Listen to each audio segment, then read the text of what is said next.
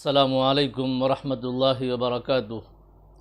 نحمدہ ونصلی علی رسولہ الکریم، اما بعد فاعوذ باللہ من الشیطان الرجیم، بسم اللہ الرحمن الرحیم۔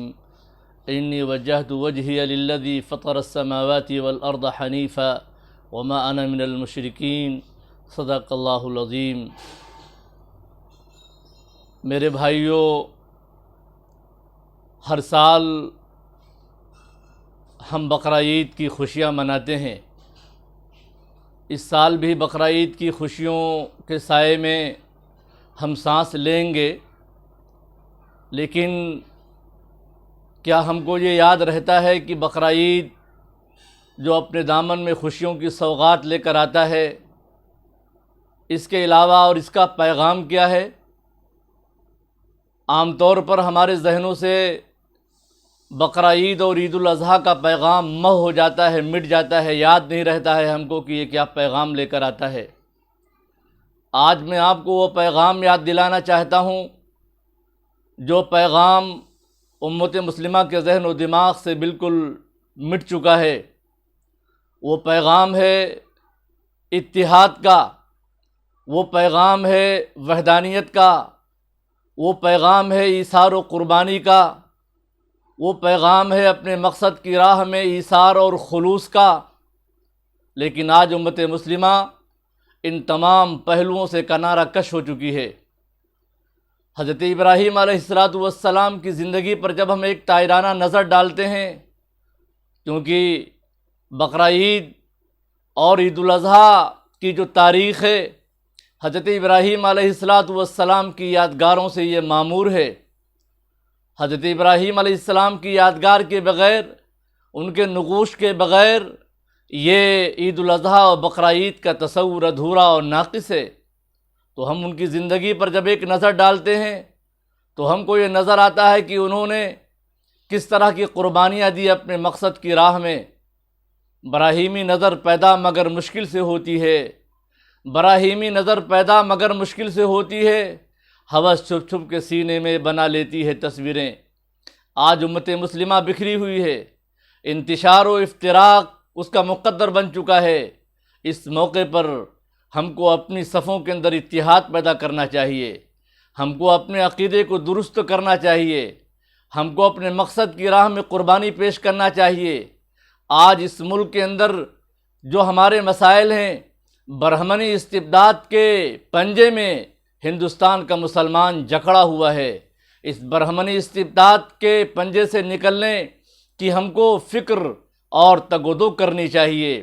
آج سیاسی غلامی ہمارا مقدر بن چکی ہے۔ اس غلامی کی زنجیروں کو توڑنا بھی یہ عید الاضحیٰ کا پیغام ہے۔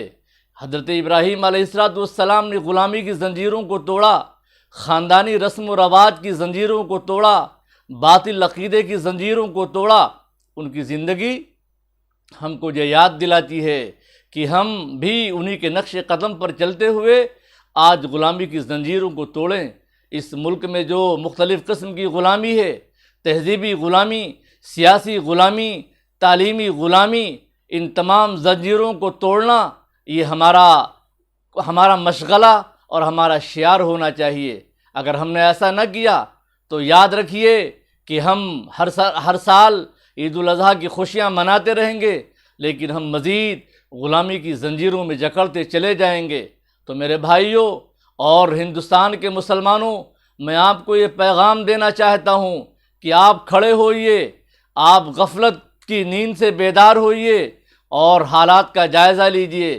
آج آپ اس ملک کے اندر بارودی سرنگ پر کھڑے ہوئے ہیں، آتش فشاں کس وقت دہک اٹھے، کس وقت پھٹ جائے، آپ تباہی کا شکار ہو جائیں۔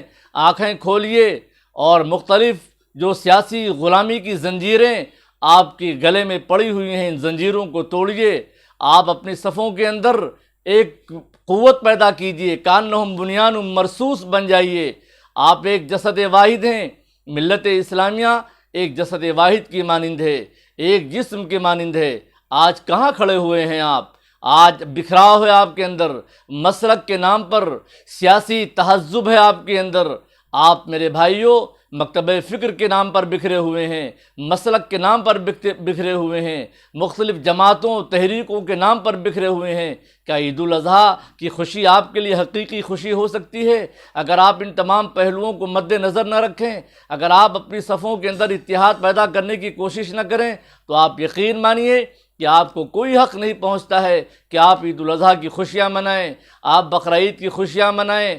آپ حضرت ابراہیم علیہ السلام کی زندگی کو سامنے رکھیے اور آپ وحدانیت کو اپنا شعار بنائیے، آپ ملت کو متحد کرنے کی اور متحد رہنے کی کوشش کیجیے، اور جب آپ یہ کر لیں گے تو اس ملک کے اندر آپ کا مستقبل محفوظ ہو جائے گا۔ ہمارے نوجوانوں کے اور ہمارے ہر فرد کے دل و دماغ کی وسعتوں میں وہ تصور رچ اور بس جانا چاہیے۔